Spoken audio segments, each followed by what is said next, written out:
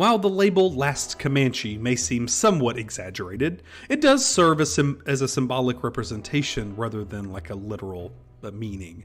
It acknowledges the ongoing presence of the Comanche people who thrive within a vibrant community in Oklahoma. The choice of this title aims to capture like the essence and the transformation within the Comanche nation, marking the conclusion of an era defined by their warrior culture. Quanah Parker stands out as the most renowned figure in Comanche history, facing formidable challenges to ensure the safety of his people. Despite not holding the formal title of head chief, he is widely recognized as the ultimate leader of the Comanche. The pivotal Red River War, as discussed in one of our previous videos, it marked a significant turning point for the Comanche people. In the aftermath, Quanah Parker assumed the weighty responsibility of surrendering his nation to Fort Sill, Oklahoma. Quanah Parker was actually born into the Nakoni band, or the Wanderers, under the Comanche umbrella. He was then spent his formative years with the Quahandes, where his parents, notable parents, Quahande Comanche chief Pete Nakona, and his mother, Cynthia Ann Parker, which was actually a white settler who was abducted at the age of 8 that kind of assimilated into the tribe. Before we go further into Quanah's life, we need to kind of touch on Cynthia Ann Parker because she's pretty pivotal, and maybe that's why Quanah Parker made the decisions he made in his later life. So, Cynthia Ann Parker was born around 1827 and belonged to prominent Parker frontier family that settled in East Texas in the 1830s. In a dramatic turn of events, she was captured by the Comanches at the age of 8 or 9 during the raid on Fort Parker, which is in present-day Groesbeck, Texas, in 1836. Bestowed with the Comanche name Nadeau, meaning foundling for you Mandalorian fans, the foundlings, she was embraced by the Nakoni band of Comanches, and she became the foster daughter of Tabinoka, which is a chief there. Fully assimilating into Comanche life, Cynthia Ann Parker married Pete Nakona, the Quahande warrior chief, known as a bunch of different names, but the main name is Pete Nakona. Quanah Parker, their firstborn, entered the world in Wichita Mountains of southwestern Oklahoma around 1850, according to his letter to rancher Charles Goodnight.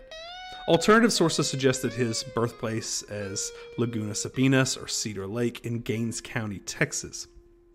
So Cynthia Ann Parker and Pete Nakona also had 2 more children, Pecos, or they called him Pecan, and Topsana, or Prairie Flower. The family faced tumultuous events in December of 1860, when Cynthia Ann Parker and Topsana were captured in the Battle of Peace River. Conflicting accounts arose regarding Pete Nakona's fate, with some asserting he was wounded and killed, while others, including Quanah Parker, actually dispute this narrative. Subsequently, Cynthia Ann Parker, Quanah Parker's mother, and her infant daughter were taken against their will by the Texas Rangers. After 24 years with the Comanche, Cynthia Ann Parker resisted reassimilation, and her daughter Topsana tragically succumbed to illness in 1863. Struggling with her changed circumstances, Cynthia Ann Parker starved herself to death, so she committed suicide. YouTube doesn't like that word, but we're going to use it for historical references. She committed suicide by starving herself to death in March of 1871. So after the death of Pete Nakona, we think around 1864, with a man named Parakum, or Bull Bear, assuming leadership as the head chief of the Quahande people, and Horseback leading the Coney people, Quanah Parker and his brother Pecos found guidance under Horseback's mentorship. Building on the teachings of Pete Nakona and Iron Jacket, Horseback imparted the traditions of the Comanche warrior upon them, and Quanah Parker rose to prominence as a formidable warrior. Departing briefly, he later rejoined the Quahande band alongside warriors from another group.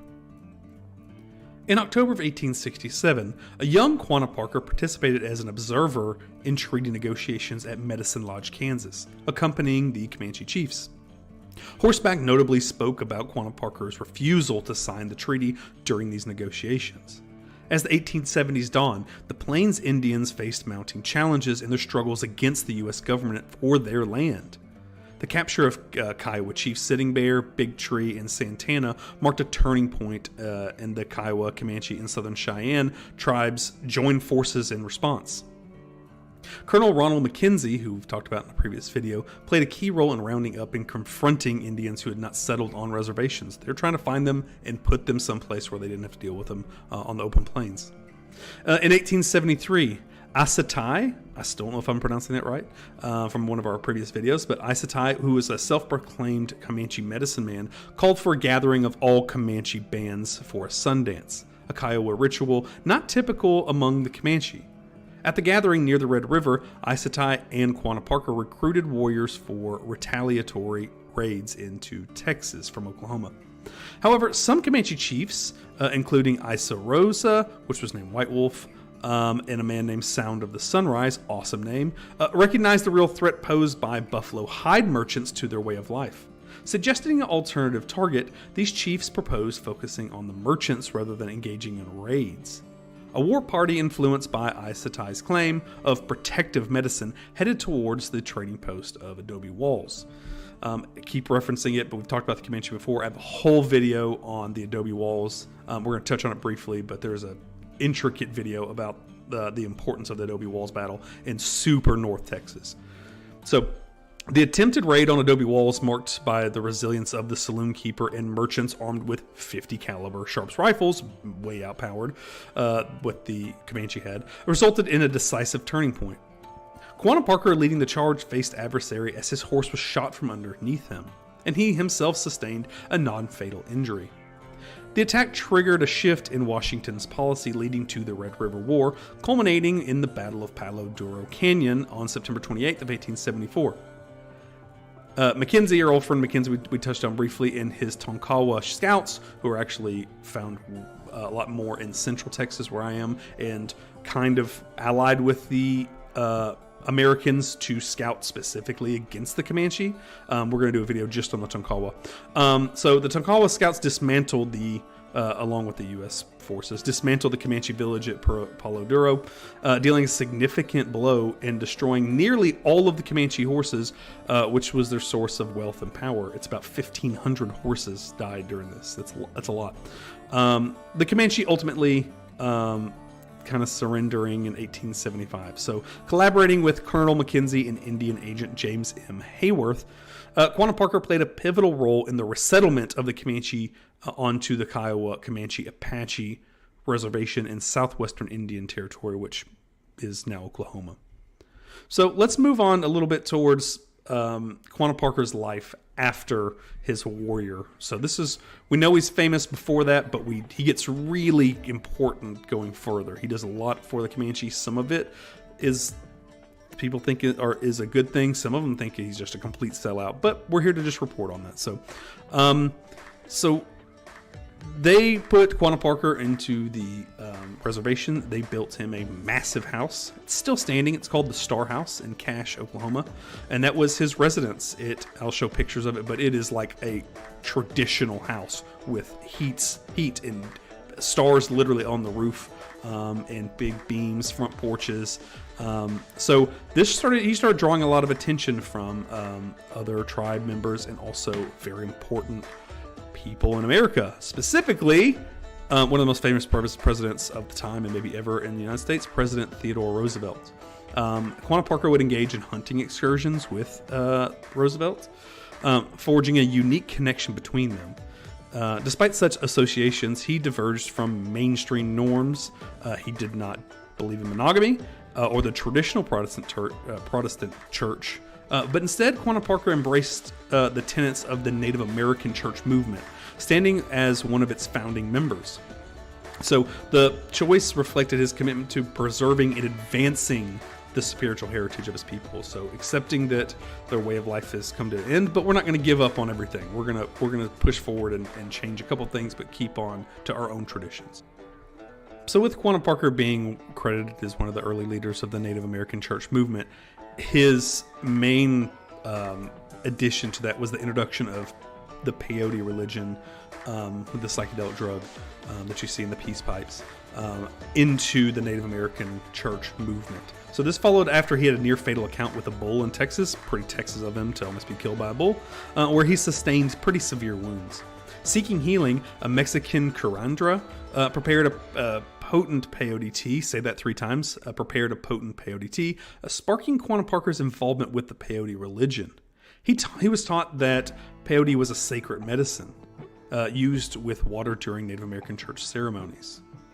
So Quanah Parker endorsed the half-moon style of the peyote ceremony, distinct from the later cross ceremony influenced by Caddo practices introduced by John Wilson. Quanah Parker has a really cool quote about this. So one of the main things he talked about, the difference between the white man's church and Indian church, is he would say, quote, "The white man goes into his church house and talks about Jesus, but the Indian goes into his teepee and talks to Jesus." I think that's a pretty incredible quote.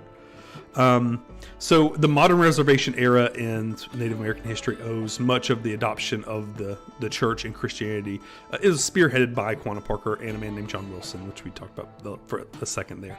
Although not part of a traditional Native American like religious practices, this movement gained prominence in the late 19th century, blending cultures from both Native Americans of Mexico and other southern tribes with ancient use of peyote in spiritual practices. So Quanah Parker advocated for the mindful use. So let's circle back on that. The mindful use, not just smoking peyote all day, but using it, the mind-altering substances for ritual purposes. So while Quanah Parker, as we said before, he earned praise for cultural guardianship amongst many tribes, he is not immune to criticism, particularly from some Comanche quarters.